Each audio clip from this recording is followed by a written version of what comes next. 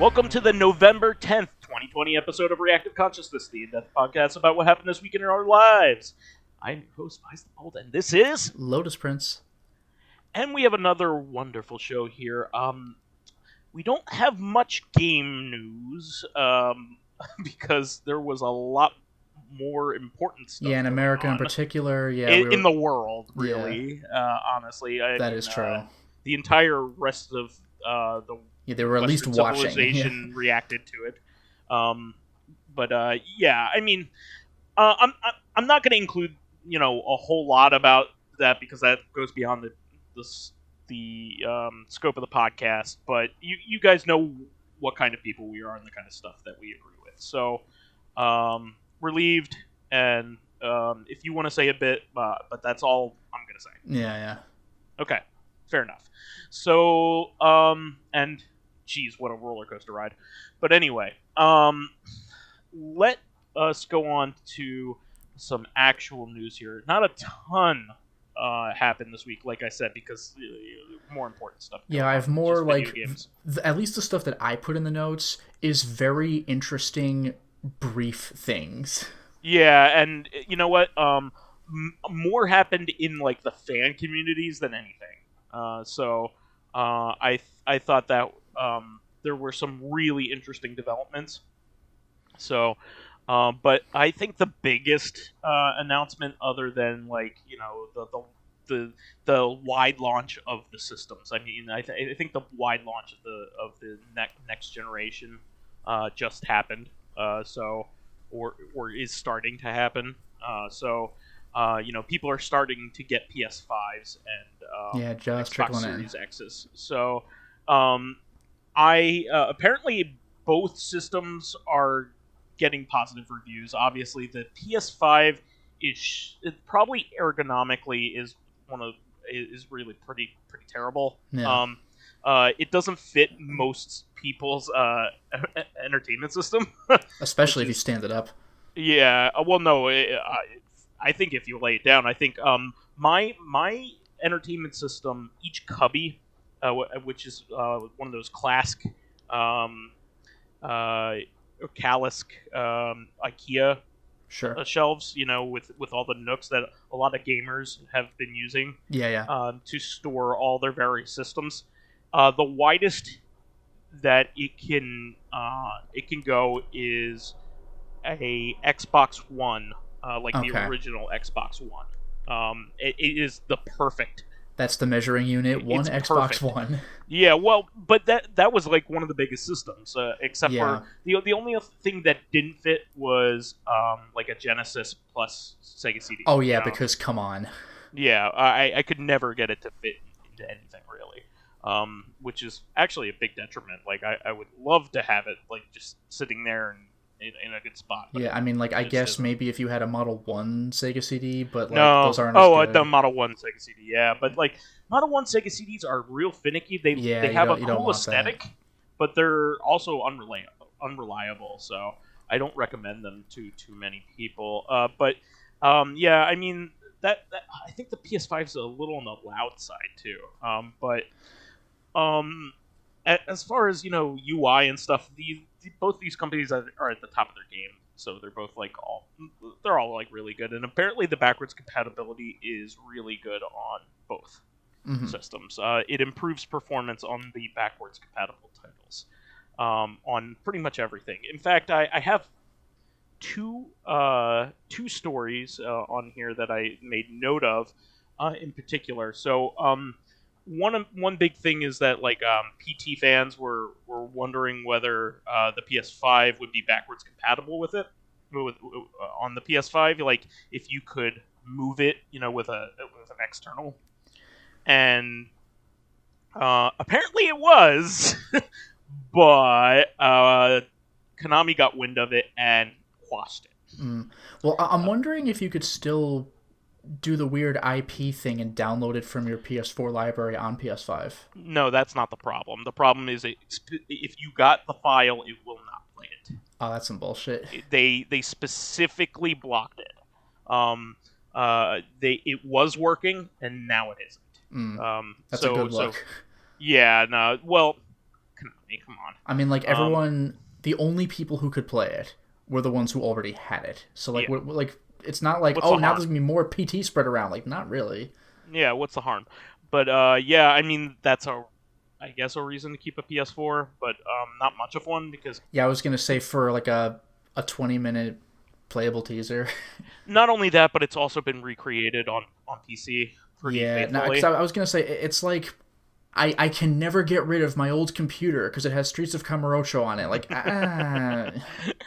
Yeah, I mean, I think that's pretty much the only really major PS5 title that, or PS4 title that doesn't work on PS5. Like, and that's not major. Like, I can live with it. Like, yeah, everything it's one of else those things. that we Everyone went over, really wants it, but when they play it, I mean, it's a scary game. But once you've played it, you've played it.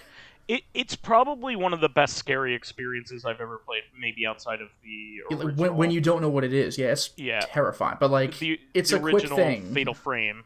The original Fatal Frame still gets me. Yeah, that game got me when I first played it. Yeah, especially if you're playing the Xbox version because it looks beautiful. Yeah, I still need to do that. I have it. I still need to do that. Yeah, the Xbox version is like the best. It's so good. But anyway, so yeah, unfortunately that's not there, but there have been some like major bonuses. So one of them including so one of the games that did not play very well on the PS4, but like people were happy that it was around, was Disaster Report 4. So apparently on PS5 it plays well. Nice. Like it plays really well. It plays like it should have been at launch. Sure. So it seems like the vast majority of games that you would want to play on a PS5, are going to be playable. I mean, and do well. I mean, I think you could still play your Japanese games fine too. I haven't heard anything contrary to that.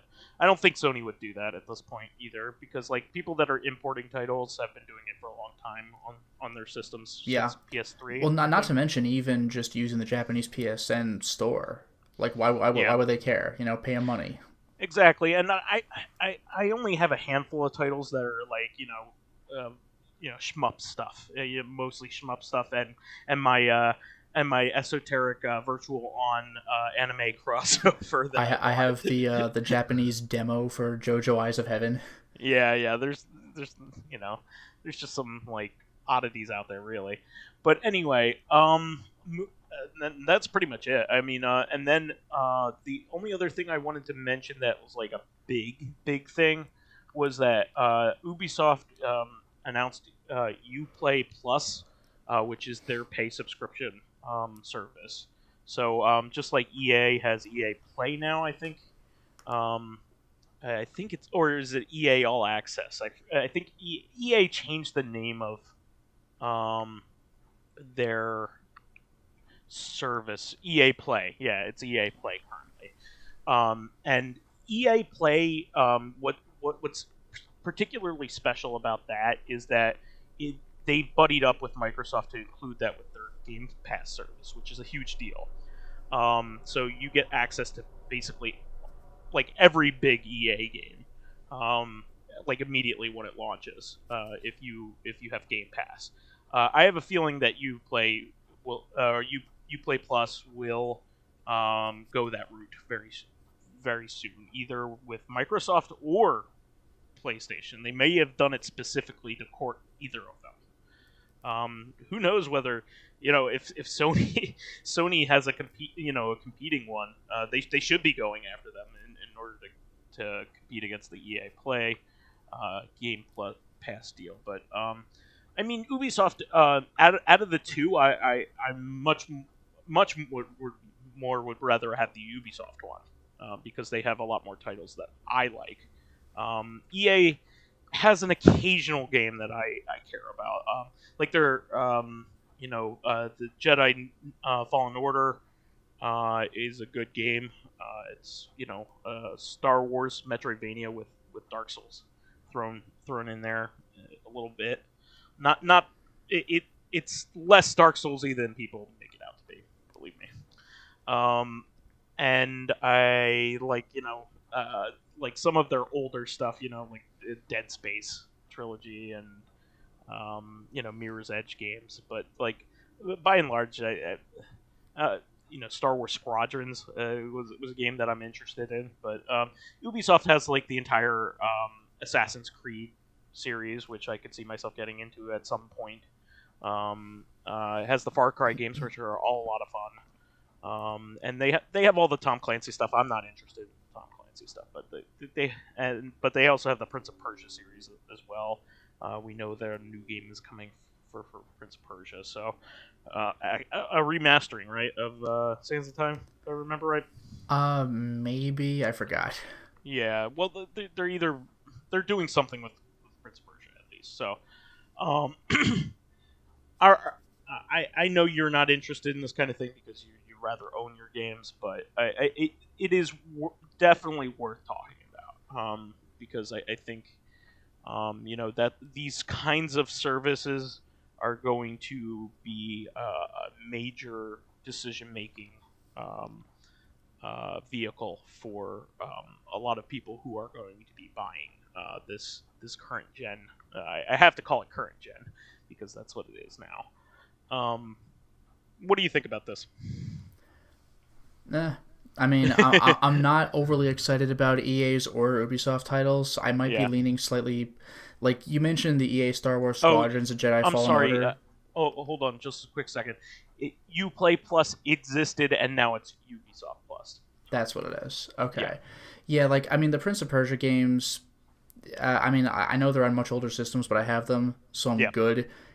EA Jedi Fallen Order, maybe I'll play it. Star Wars Squadrons I'm kind of interested in.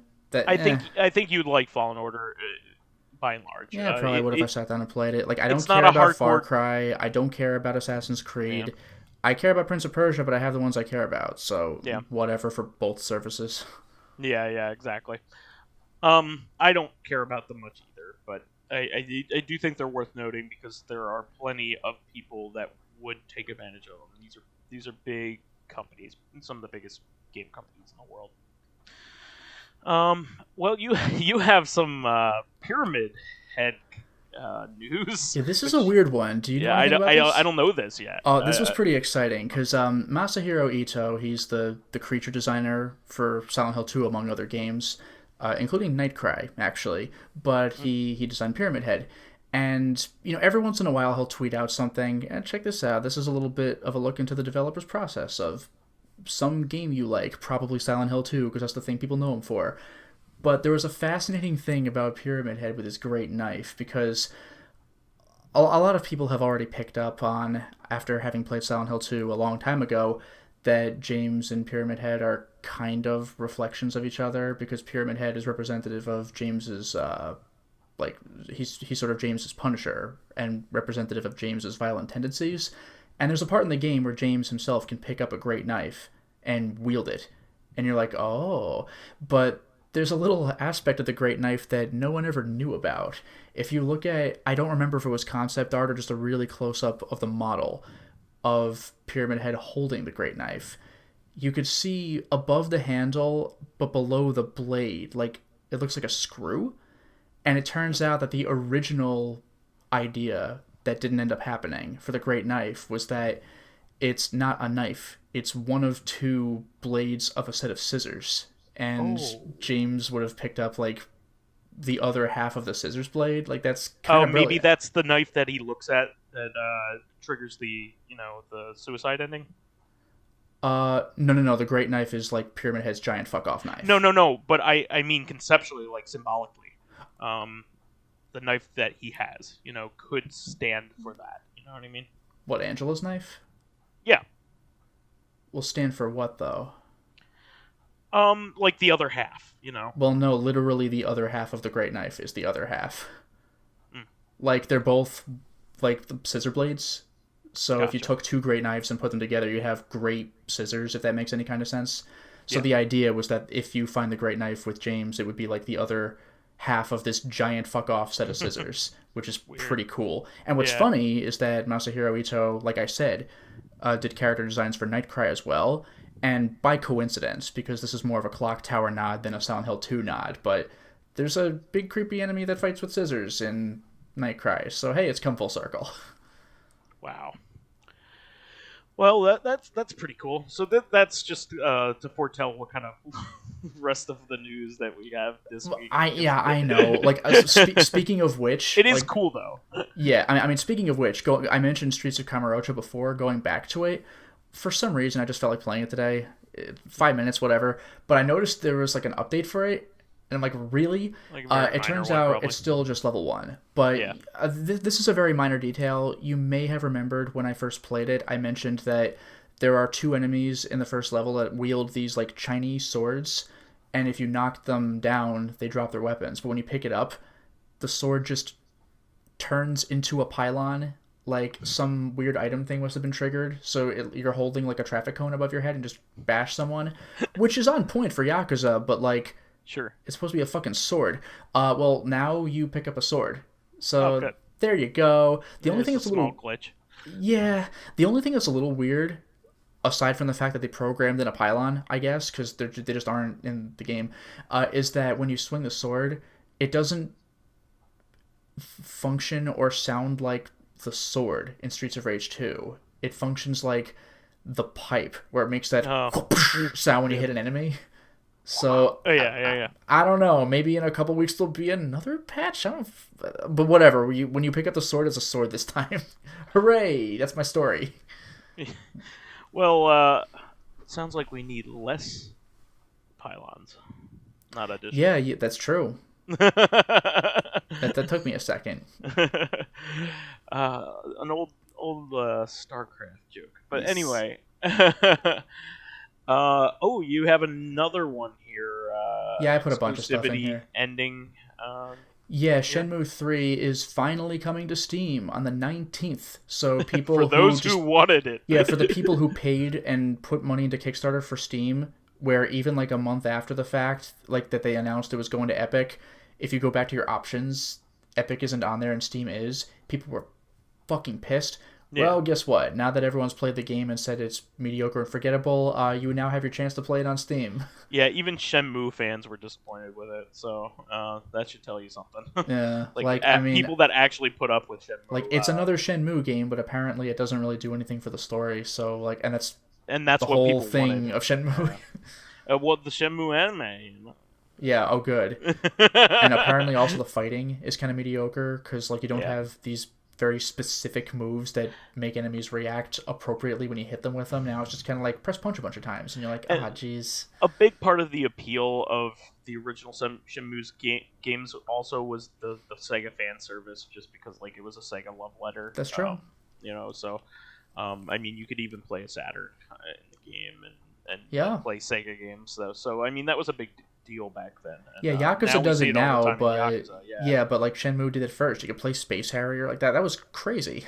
Yeah, Yakuza is the true manifestation of what Shenmue tried to do. Although Yakuza is still missing the ability to collect 1,000 gachas. Yeah. Well, no, you could do the UFO catchers. It's something similar. Oh, you're right. And in later Yakuza games, you could even pick up like Panzer Dragoon little statues. That was pretty cool. I forgot about those. I forgot about the awesome. UFO catchers. But I do have Ball some guys. bad news actually on that end now that we're on the Sega train. Yeah. Sega has been doing poorly, and not because of its games. Actually, its games have been selling probably better than ever. Yeah. But its arcade business has totally been killed by COVID. Which is awful because their arcades in Japan are a big deal. Yeah, they own their own arcades. And you could go to them in Yakuza. There's like 2 of them. Yeah, I mean they are a celebration of Sega, which is what makes them fun. Multiple floors. Yeah, they have all kinds of old stuff. They have all kinds of new stuff. Sega is still one of the major manufacturers of arcade games. They do all the Project Diva stuff. Which is still popular. They're a big deal. They don't have a fighting game obviously right now. Virtua Fighter has. Yeah, I was gonna say you still gotta lean on Virtua Fighter 5. Virtua Fighter 5 did gangbusters back in the day, but it's like 2 console generations ago. Yeah, it's You could play it on Xbox Series X now, but only as a backwards compatible title. You could play it in Yakuza 5? Maybe Is one that of the the Kiwami? updated version? I forgot if it was Yakuza 5 or Yakuza like Kiwami or something. I think it's the updated version, but there's no like campaign. Obviously, it's just Yeah, I multiplayer mean, fighting. if you're a big Virtua Fighter 5 fan, what you do is you buy like the retail game and then the updated one as well. Yes. Because the retail game has like a lot of content that Yeah, the retail carry over game to has the like the update. level up your characters like in Virtua Fighter 4. Like all the accessories and stuff that you can Yep. buy And the with the downloaded points. update has more characters, including the sumo guy that wasn't in the original retail release because I don't think they like knew how to program him like Nah. with that style they had. Like Yeah, he because was it's in a unique 4, but they're style. like, how do we convert this? But I guess they found a way later on. Yeah. It's a shame too because they're also forcing their staff into early retirement. The Yeah, arcade that staff, sucks. which really sucks. I mean, when people lose their jobs, it's always a bad thing. That's why we are generally not fans of corporate consolidation. It may be cool to see all of your favorite IPs under one umbrella, but really it homogenizes everything and you lose creative staff, you lose all kinds of support staff when you do these things. So, it's generally not good. So it stinks. It stinks that all these people that you probably had a whole bunch of people that had worked in these Sega arcades since the 80s. Even they're probably still there. Some of them. Or the 90s in their heyday, all that stuff. But it's a big shame, and it's also a blow basically to the world because plenty of tourists went to those Sega locations. I mean, it would be a place I would go if I was in Tokyo. I know plenty of gamers who would go to a place like that. And Namco still has theirs. I think there are some Taito ones still run by Square Enix, but the biggest, best arcades were run by their parent companies rather than being an independent place, and it's a shame to see stuff like that go, honestly. Moving on from that, let's see here. Silver 2025, 2425 was announced for Switch, which is a combo port of both Silver Case games. Yeah, I had to look up what that meant. I was like, is there another Silver Case game? But no, it's the Silver Case plus the 25th Ward on Switch. And to be fair, even though both of those games are on PS4, number one, they're separate. Number two, I don't think I've ever seen the 25th Ward sold on store shelves. Yeah. If you wanted it physically, you had to get that from Nisa's online store, which nobody did because nobody cared. Yeah, this is getting a physical edition in Japan at least, but it is bound for the West. We just don't know in what form. But remember that the Switch is the perfect platform for a visual novel, and we talked about the Silver Case and its sequel in CoreCon last week. So it's pretty cool that we're still continuing to see support. The game must be popular because. It's seen, it gets spread everywhere. Yeah, it's getting revitalized, which is great news. Well, not to mention though, the 25th Ward especially, really that was like a mobile thing, and it now you was could originally a Java phone game. Yeah, so now you can play it for real. Yeah, kudos to Suda51 for supporting his previous works because people want to see them, obviously, and apparently Silver Case. I still haven't played it yet, so I can't make this judgment. Same. So, it is highly regarded as one. Yeah, I look forward to streaming that at some point. Yeah, I look forward to playing it. Moving on from that, Arcade 1-Up comes out with all types of cabinets, and so far I don't care about most of them, but they do come out with an occasional one that I'm like, oh man, I would really like that. Like the Star Wars arcade cabinet, I wish I could justify buying that thing. I can't, but it's amazing. And the Ninja Turtle one is really pretty cool. The NBA Jam one's really neat. It even has net play, with other one-up cabinets, which I think is bananas. But they announced this one, which is a big deal because occasionally you see something like this come out that has a game on it that has not gotten much exposure. But the one that they announced was the Outrun cabinet, which is a sit-down cabinet. This is the first time they've created basically like a seat, and it'll have the pedals and the the steering wheel. It's a big deal. Wheel. Yeah, It's really neat. That's one of those things that in Shenmue, well, I don't know if Shenmue did Outrun, but at least with Yakuza, like both games would have the character. It would show the character getting on. Like for Shenmue, I guess it'd be hang on, where it straddles the bike. Yakuza did that as well, but yeah, the same thing for Outrun. You sit down and you're like, yeah, like I'm ready for this. This is a big deal because it provides you with a much more immersive experience than just playing it on the screen. So you can buy Outrun in many, many, many different forms. The Switch probably has the best version, but with that Sega Ages version. But having it having it as an experience that differs from what you can buy.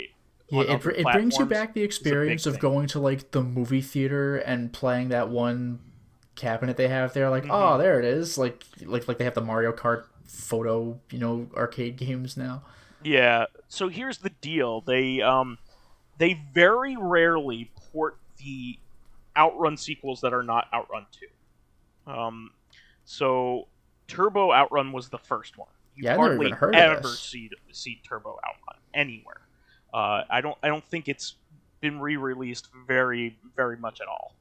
And Outrunners, the third game, has never been ported to anything, including personal computers, which is very rare for Sega.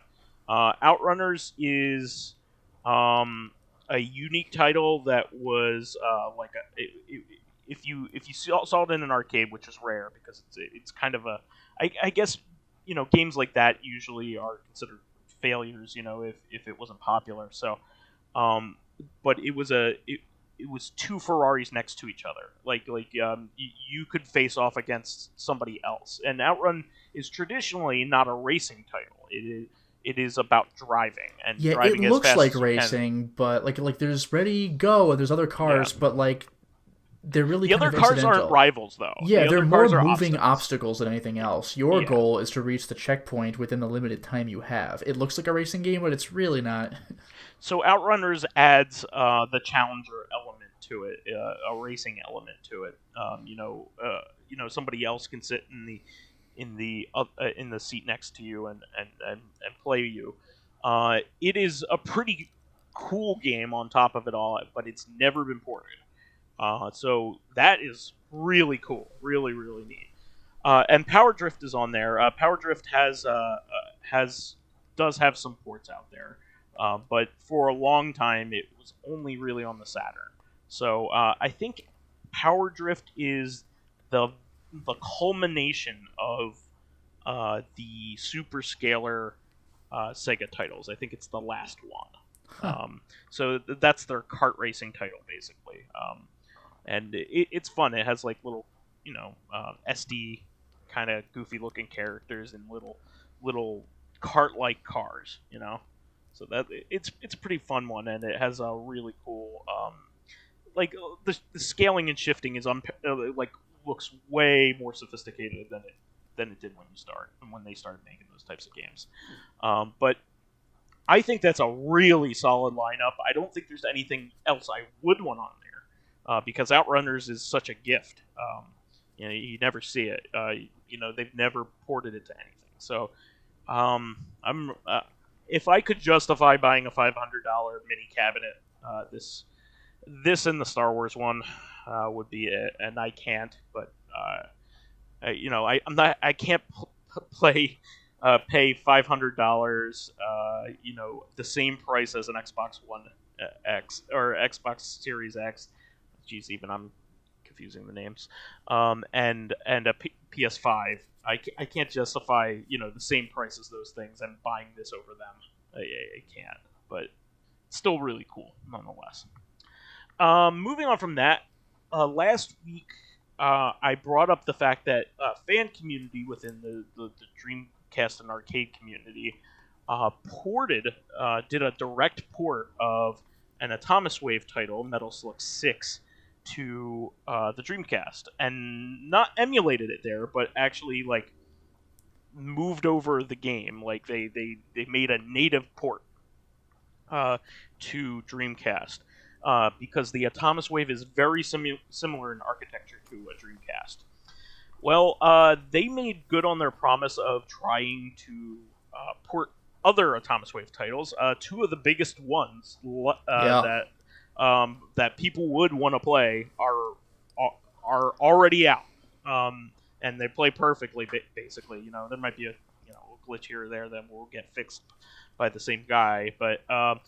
King of Fighters 11, which has only ever been emulated on PlayStation 2. I don't think it was ever ported, and they never ported it or emulated it anywhere else.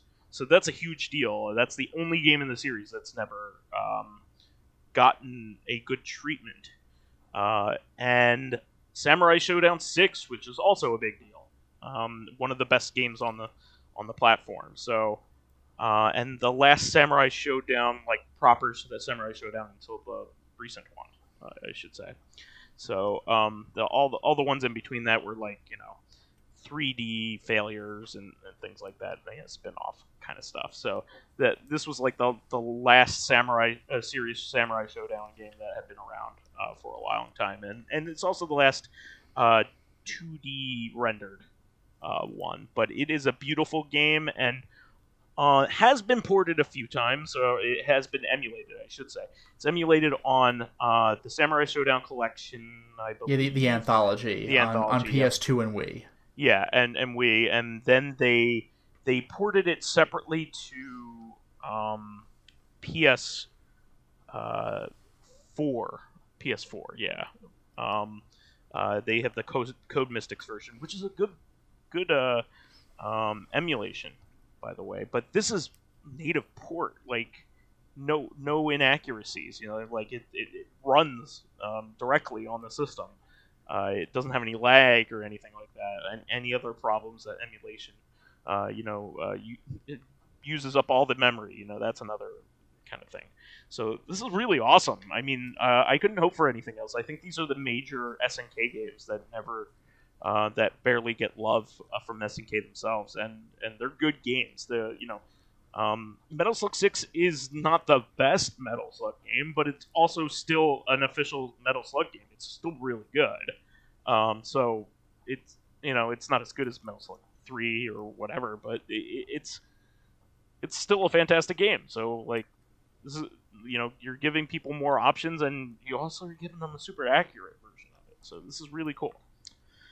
Moving on from this, man, Gorillaz knocked it out of the park again here, Lotus. This was a weird one. Like, yeah. I love the song, but as far as the video, the video is a surprise. It's mostly just straight up gameplay footage of Grand Theft Auto 5. Yeah. So they released the newest single from Song Machine, and this is Valley one of the Pagans. Yeah, Valley of the Pagans with featuring Beck, and all of the songs on this album have been featuring somebody, and they're kind of doing a similar deal to what like Weird Al did with his last album, where they are making a video for every single song on this album. Yeah, it's nuts. Which is really neat, and for Gorillaz fans, we're in pig heaven because like part of what makes Gorillaz cool is like the experience of the Gorillaz. Yeah. And usually at most you usually get 3 or 4 videos out of an album, and every single and that kind of like you get to see the characters in their glory, doing their cool stuff. But this one was really great. They brought back the Stylo car. Stylo, because it's in the lyrics. Oh, yeah, Stylo. Yeah. The Stylo car, which had that great video with Bruce Willis in it. Yeah. By the way, I did not even realize at first that was the Stylo car. So, it was a nice touch. Yeah, and apparently it got sucked into GTA 5, like actual GTA 5. Yeah, like it opens with them in the garage, and then a portal appears and sucks them in, and then yeah, they're just in video game land, and they don't even make a point of it being video game land. They're just driving through LA, but like it's obviously video game footage. Yeah, yeah, and it shows Vineland instead of Hollywood. Yeah. But yeah, it's actual GTA 5 footage. They built the car in GTA 5 and we're driving it around as part of the video. And Beck's in the corner singing on like the iFruit phone, not Yeah, it's like in the video game when you Yeah. get a call on your phone. Yeah, and it sounds just like a Beck song, like a really good Beck song. So I have a feeling that he mostly wrote the song, and Damon Albarn just did the the 2D part, The accompaniment, yeah. Yeah, exactly. It's one of the best songs on the album, as far as I'm concerned. I really liked it. My favorite is still the Robert Smith song, "Strange Times." I think That's a song is real that one. I mean, it's like a lot of Gorillaz songs with me. Like, I'm like, it's okay, and then I listened to it a couple more times, and it really grew on me. This is good. Yeah. Pac-Man is your favorite. I know that. Pac-Man and Strange Times are now kind of tied. Neck and neck. Wow. Yeah. Oh. Because with Pac-Man, it's mostly that beat when it first hits you. It's very entertaining, but like, yeah, the Robert Smith song, the whole attitude of that song, that like wow, like that spacey vibe, it's fantastic. It is legitimately one of my favorite songs, not just one of my favorite Gorillaz songs. I really love that song, and I really like Momentary Bliss. This album might be my second favorite Gorillaz album, only being beat by Demon Days because that's an all-time classic. I mean, I don't know if I have a particular order, but I definitely enjoy Plastic Beach, Demon Days, Humans, and this. Yeah. Actually, wait, even past Humans, the Now as well. Now is quite great. See, like it's all good except for The Fall. The Fall. I mean, like even the original album still has its charms. It's easy to forget about it because like Demon Days just crushed it. Like Demon Days is just so good. I think Demon Days will live on to be one of the best albums of all time in general. It's just that good. But this recent album is really fucking good, and I really like Plastic Beach. And I didn't like it when I first listened to it. I was just like, it's not Demon Days. But right. But it's more like it's more like he took stuff from the first album and the second album and kind of went in that direction, rather than just it has an identity as like almost like a unifying identity. I really like Plastic Beach. More and more I listen to it, it's just every song is good. And by the way, speaking of unifying and Plastic Beach, how about the end of that Beck video? Oh yeah, so they get sucked back out of GTA Land. Yeah, they're about to crash into something, and then a portal appears. Like, oh, thank God! But yeah, where do they end up? Like right in the water. In the water, which is how Stylo ended. They escape into the water, but then I think it's in some other video because with Stylo it just ends with them swimming away. But they surface right in front of Plastic Beach, which was bizarre. Like just for a new album to just call back to that. Like, oh, they're at Plastic Beach now. Why? Well, it also really sucks because like Plastic Beach is also where they were marooned. Like they couldn't leave Plastic Beach. Yeah, they had a lot of shit in Plastic Beach. Yeah. So like the story has progressed, but like has regressed now. Well, I'm wondering if that's what happened, or if we're pulling some Hyrule Historia alternate timeline shit. Like, here's how they made it to Plastic Beach. They didn't specify whether it was a time jump or not. Which is, I just assumed that it was a location thing, but well, so did I. But I just thought of this right now. Like, I mean, because like they went to Plastic Beach twice by escaping something underwater in their Stylo car. Like, that's a little weird. I think they just did it to be funny, honestly. Probably. We'll see if they release Plastic Beach 2. Oh man, just don't I would mess with fucking eat that up. me. Don't mess with me. Yeah. I can't take it. I didn't even ask. I didn't ever think I was getting this album. Get Snoop Dogg for a third album. But you were there with me at the Now tour, and Yeah, he that shit was hype. definitively said, I think Gorillaz are done. You probably won't see me for 25 years doing this. He literally said that to Said me, that to a live audience. at I think it was the last show on the Now tour, wasn't it? That I don't know.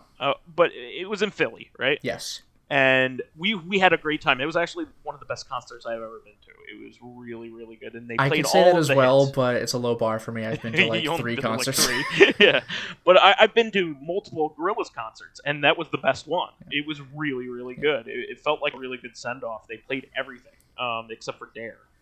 Except for Dare and except for Stylo, because with Dare, the English guy wasn't there, and for Stylo, the guy who sings like "With Its Love," that guy. he had passed away already. Yeah, Womack. Yeah, he had passed away prior. Yeah, but like they played all the really big hits. I mean, they played everything. Way more than I thought they would. Like people say to play your big hits, but like I mean, I didn't think they'd be that comprehensive. With M1A1, which is a non-single track from the original album, which is great, by the way. It's a great song. By the time I'd gone to that concert, I'd looked up like all their stuff on YouTube, or what I thought was all their stuff, because I didn't even recognize that one. I was like, "What is this?" Oh, M1A1's like one of their like punk style songs that I really love. But anyway, exciting time. I got this album on vinyl, and I think there's only one song left that we haven't gotten yet. They did a tease for the next one. Yeah, each of these songs has a tease for the next one at the end of the video, which is great.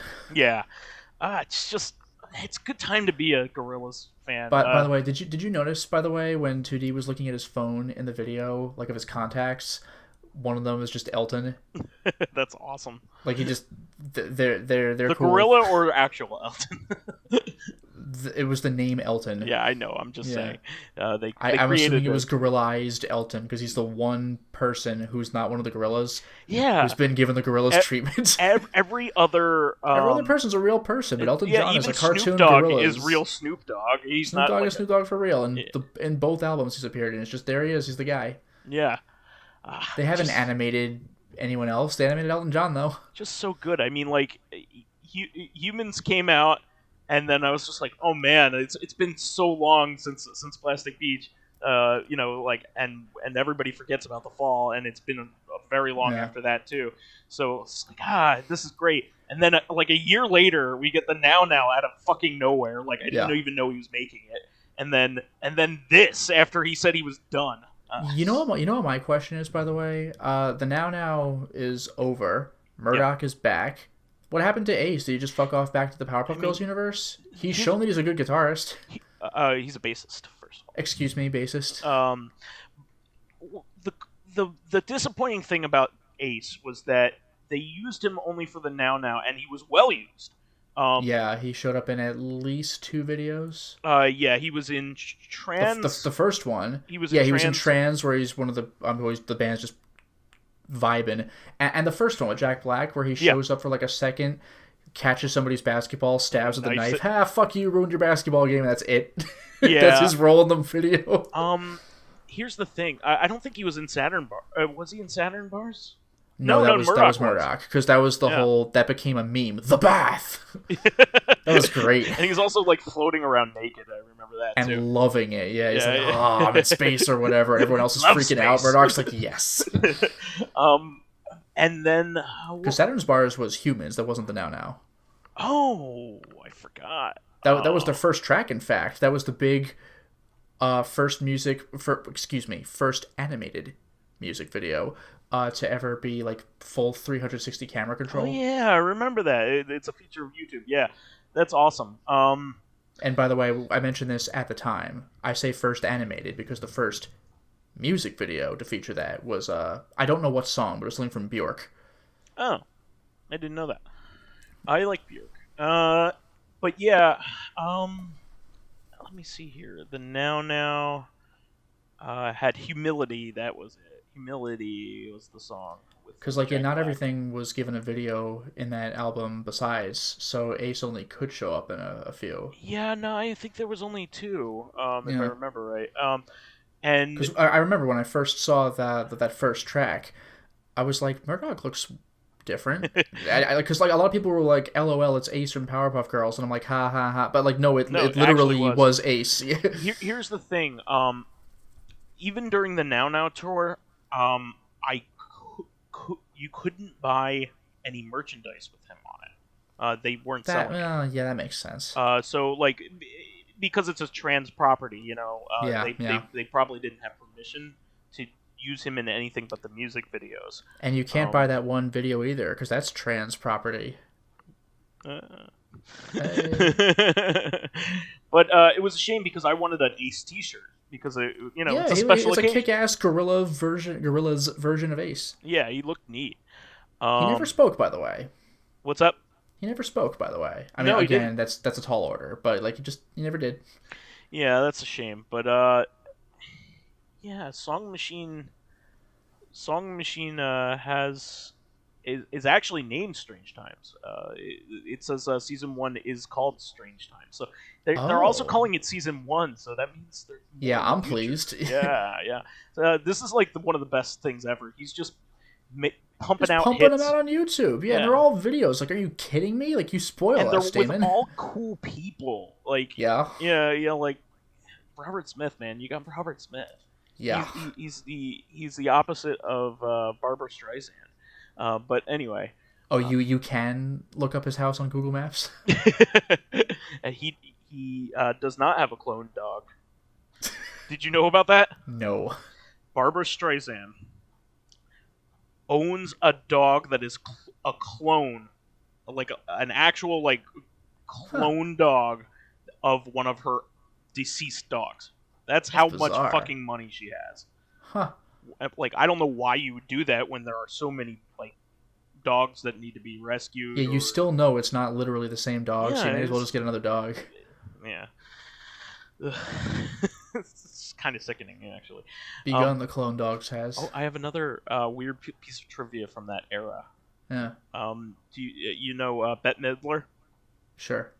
Do you know who her husband is? I think I did, but I don't. Do you remember? You're a big fan of UHF, right? Yeah, this is sounding familiar. Oh, yes. I remember Red Letter Media brought it up. One of those two guys who was like, yeah, that's fucking way out there. Is Bette Midler's husband. That's nuts. That are on screen literally for 5 seconds going, well, if you've seen the behind the scenes video, like they had a whole segment, and they captured that because it's like the perfect clip to make viewers be like, what the fuck, and then just move on. Yeah, apparently they were a comedy duo that did a bunch of weird shit called the Kipper Kids. Yeah, that's what it was, the Kipper Kids. Yeah, and they had a special on HBO that you can't get anywhere. You just can't find it, but somebody put it up on YouTube if you really want to watch it. I can't wait. It's weird. Worth your time if you like weird. But yeah, you know our group does generally. So anyway, moving on from that, you had I never even saw this Netflix news. Yeah, Netflix is considering testing, I think maybe in France, a TV channel. So, like, people were joking about this because it's like, what if we invented something called a TV? But, like, it's actually kind of a clever idea because on Netflix, you could always click random, I suppose. Yeah. But this has the added benefit of, like, it's just going to be, I don't know if it's going to be movies, TV shows, or both. Well, definitely movies, but I don't know if it's putting on their shows. Hits and their biggest yeah, the idea is stuff. They would just have a channel of just a bunch of movies. So, like, you could just turn on the TV and be like, I wonder what's on. Like, I mean, it sounds like, yeah, it's called TV, but I'm assuming there'll be no commercials if it's Netflix. Like, it's a clever idea. Like, I don't know what to watch. Here's something that doesn't that's not related to your algorithm, by the way. So you actually get like a clean set of videos that it's not the computer trying to tell you what it thinks you like. This is just here's what's on. So that's like, even though this has existed on even though TV has existed for a very long time, within Netflix's universe, it's a more creative idea than it sounds. Yeah. I I have the feeling, I know this is an unpopular idea, but I have the feeling that Netflix will eventually allow ads, in one form or another, either with like a cheaper subscription, whatever. Yeah. But I mean, they have the install base, that is like prime for ads, and Ironic choice of words. yeah, but it is. They have so much content and so much of an install base. Yeah, it's funny because like it would just be TV at that point, except that you choose what to watch. Yeah, and I mean, but that's the same with a lot of other things. I mean, like Hulu is like that. You pay for a cheaper version of Hulu, and you have ads, and they're really not that bad. I don't like. Would I unsubscribe from Netflix because of ads? Absolutely not. They just have so many good things on there, that like everybody would just put up with it. Honestly, actually, to me, I only really ever use Netflix for old stuff at this point. Mm-hmm. Because I don't watch a whole lot of their series. All the best stuff, honestly, has been on HBO Max, for me. I really like that channel, and I watch a lot of Amazon. I watch a lot of Prime Video. We just got done with The Boys. Yeah. Watching season 2. That was great. So, something shocking all the time, you know. Yep. Oh, and I just wanted to talk about like the Eric Andre show real quick. I just like show is bananas. Have you been watching it? Nope. You said you're going to watch like it all together. Nope. Oh, you're not going to watch it at all? I mean, I've only ever seen clips on YouTube, or like okay. if I ever go to our friend Luminaire's house, it's like, here's an episode. So I've probably seen like 3 episodes of the show. It's hilarious. I just don't watch it. The last episode was one of the best. It was just so good. The cameos that they're getting from people that are in on the joke now are like, oh man, you got that guy for half a second. Yeah. It's so good. It's so good. And I don't even want to talk about that because that's the spoiler. It's Sure. not like that. That's what you're laughing at. It's just like, oh shit, they used him for like half a second. Yeah.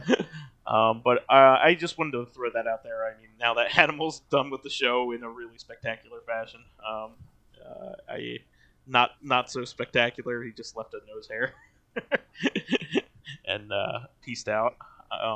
But yeah, it's good stuff. I really like it. I'm also watching Mandalorian season 2 now that it's out on Disney Plus. I've watched the first 2 episodes as of right now, which are what is out, and I'm really enjoying it. This is probably one of my favorite like action adventure shows ever. It's really good, and I really like this episode.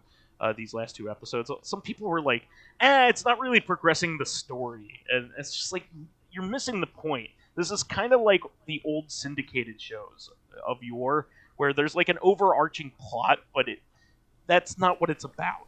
Yeah, it's like episodic little adventures or slices of life or whatever. Exactly. He has a goal in mind that he's going to hit at the end of the season, but on the way he's just having fun Star Wars adventures, which is what we wanted from the movies. Like he went to Tatooine and fought with the Tusken Raiders against a sand dragon. That was like literally a whole episode with Timothy Olyphant. A Krait's dragon? The what? The Great Dragon? No, KR like AYT or something like that. Oh, you know more Star Wars than me. I think it's just because I don't know what the dragon looks like, so yeah. I can't like comment for sure. Gigantic sandworm. Okay, so maybe I'm thinking something else. Oh, I don't know. But anyway, it was great. It was like they just needed to. They got a settlement and Tusken Raiders to work together, cooperate, and fight off a gigantic sand dragon, which was just a lot of fun. And in the meantime, you got some fan service. The guy he met is wearing Boba Fett's armor. He is not Boba Fett, but he's wearing his armor, which was scavenged by some Jawas. So we don't know the fate of Boba Fett in canon, I don't think. I mean, I hope he got fucking eaten, because you really don't need to keep just resurrecting names from the fucking 70s. I mean... In this case, I guess 81. Yeah, yeah. I Well, mean, no. He was in Empire. Yeah. oh, he's also in the prequels too, right? But Well, no, but I mean his first appearance. Like he's a yeah. character from the 1970s. Like just Do you know what fucking his let it first die. appearance was? Yeah, the Star Wars Holiday Special. Yeah. Actually, that is the part that is worth watching because it is the Yeah, it's cartoon. still not great, but Yeah. it's if you're gonna watch any part of it, I guess that's the one. Yeah, but it's pretty cool because they found the armor because he probably got just digested by the Sarlacc and it got left in the desert. Yeah, it probably coughed it up at some point. Yeah, exactly. And the armor's like made out of like a special metal, like a Star Wars metal that is really awesome. So it's really cool stuff. But anyway, really enjoying it. The second episode was even better. He comes across some X-wings. It's a lot of fun. And I just wanted to say this real quick because I when you're caught up on it, if you whenever that is, I think we'll have a larger show about this. But I just watched the original run of Twin Peaks, and I absolutely loved it. I was talking to you a little bit about it, off the air. Yeah. But the first season is magical. It's really, really fucking good, and there's a reason why it was a like a phenomenon at the time. It like kept you going. Once it gets to the second season, the conceit of the show has been solved. Like by mid season 2. So what happened right there was David Lynch left the show to do a movie, like an unrelated movie, and like for 10, like basically roughly 10 episodes, they spin their wheels, and then like the last 3 episodes are fantastic. Like the last episode is one of the best episodes of the show.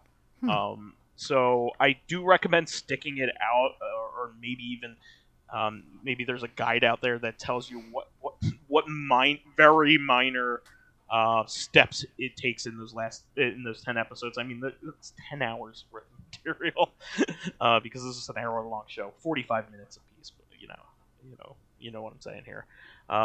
Seasons were long back then. There was 22 episodes for the second season, but and then I watched the movie. Did you know that there was a movie? I believe I did. Yeah, so David Lynch, after the show ended, and it ends like on a cliffhanger, but like it ends very definitively. Like, where the fuck can you go from here? Mm-hmm. And because like, I'm not gonna ruin it because like it's whoa, but the last episode is completely trippy, and that's why I liked it. I like the weird stuff, and he made a movie, but the movie was a prequel / interquel. So, and the movie has a completely different tone than the TV show. The TV show is basically like a parody of melodrama almost, and has very offbeat, really weird humor that like is so ridiculous you can't believe that they're doing it seriously. Like it's so stupid that it's good. If that's anything, like I don't know how to describe it because you're like, how did they even think this was funny?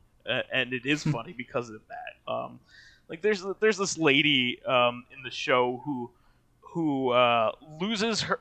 She's a lady with the eye patch. I don't know if you ever seen her in like on memes and stuff because she's people are portraying Asuka from Evangelion as her.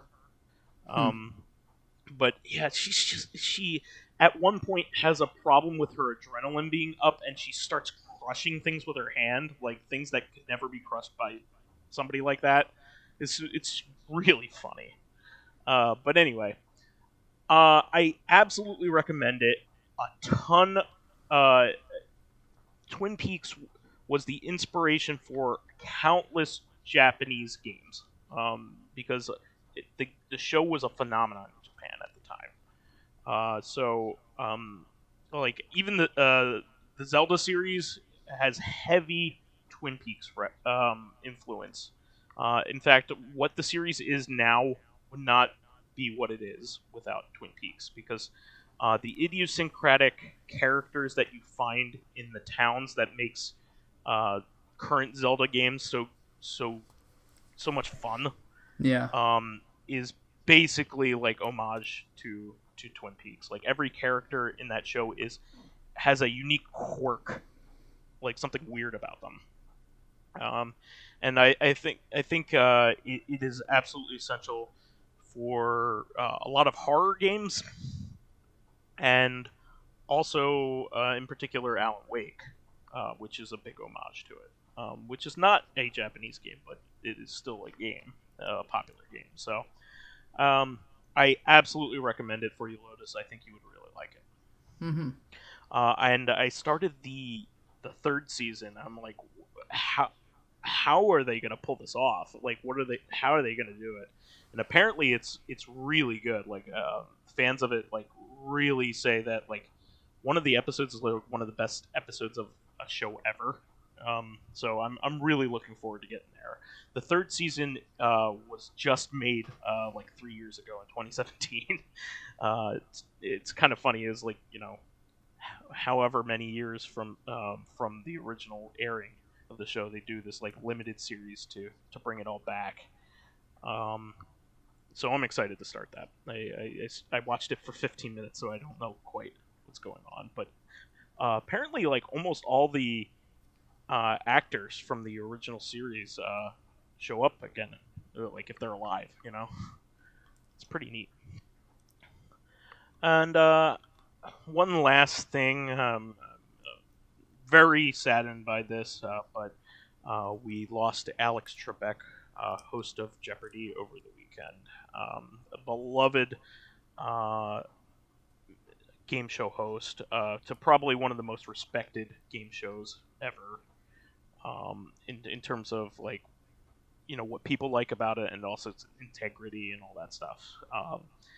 And I think he might have hosted a game show longer than anybody. Yeah, he's been doing that forever.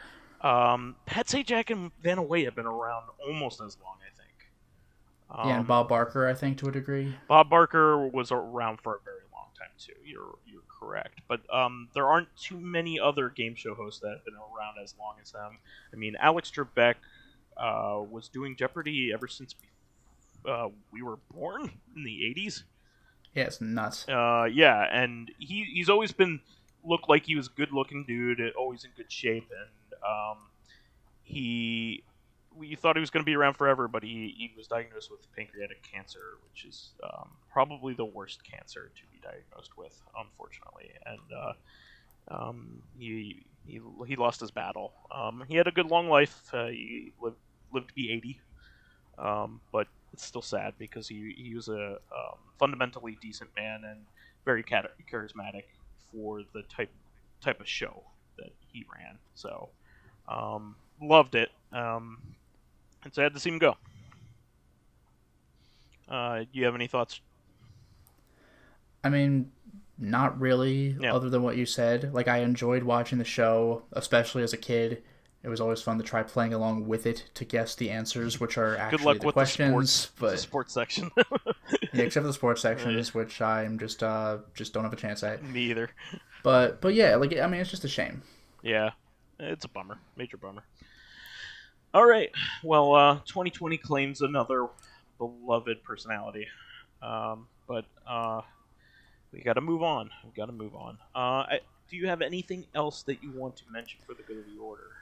Well, one thing really quickly at the top of the show notes, they have announced a Mass Effect Trilogy remaster. I forgot about that. Which includes like the DLC and the stuff like that. So single player DLC, all the single yes, excuse me. So yes, I mean it'll be nice to pick that up. I actually have it on PS3, but I haven't played it yet. But I guess maybe this will be the way to go. They'll probably end up fixing up Mass Effect 1 quite a bit, because that's the one that is the outlier in terms of like its technology and how it runs.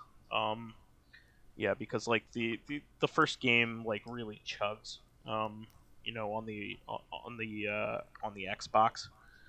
So it'll be good. I mean, Mass Effect Trilogy is one of my favorite experiences of I guess last gen. I really, really love that trilogy. Did you end up ever getting all the way through it?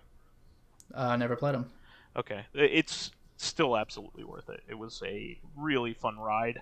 Mass Effect 2 is one of the best games I've ever played. Just so good. And it's kind of like an Empire Strikes Back kind of situation where the third one is very good, but it just doesn't have the bite that 2 did. Yeah. But there was a lot of controversy around the ending, but I can't really see it have gone any other way, to be honest. Eventually it was all going to be mostly homogenized. They have to bring it all back together, or else they have to create like a billion different scenarios, which they did in Alpha Protocol, by the way.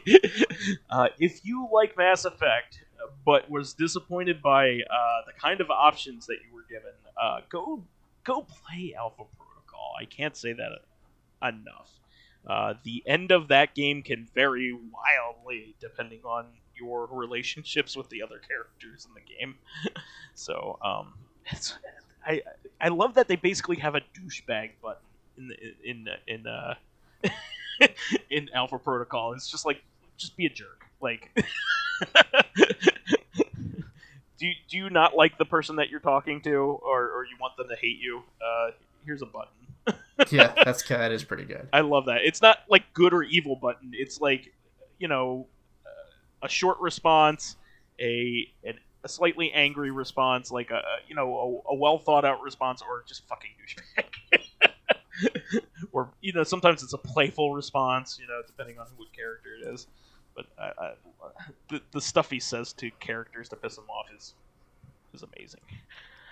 But that's it for this week. Please remember to subscribe to the Corrective Consciousness YouTube and SoundCloud pages. We need your help, guys. Please try to get your friends involved with the show. Tell them how much we love our fans and how much we interact with them. We would like some new blood here. While there, please give us thumbs ups, likes, and 5-star ratings on iTunes. That helps promote and spread awareness of the show, and any bit of encouragement helps keep the show going. You can also catch us on Thursday for our sister podcast, Corrective Consciousness, where we will continue our discussion about the life and times of Suda51, Goichi Suda, and his company, Grasshopper Manufacture. Finally, you can friend me as vysethebold on pretty much everything. And you can follow me on my YouTube channel, Lotus Prince. You can hit me up on Twitter at Lotus Prince. And finally, if you are interested in seeing my videos early, getting in on exclusive live streams, selecting upcoming games for me to Let's Play, or getting in conversations with me and other patrons on Discord, then perhaps consider swinging by my Patreon account, which can be found at patreon.com/LotusPrince. All right, well, we'll catch everybody on Thursday then. Until next time, everyone. Bye-bye.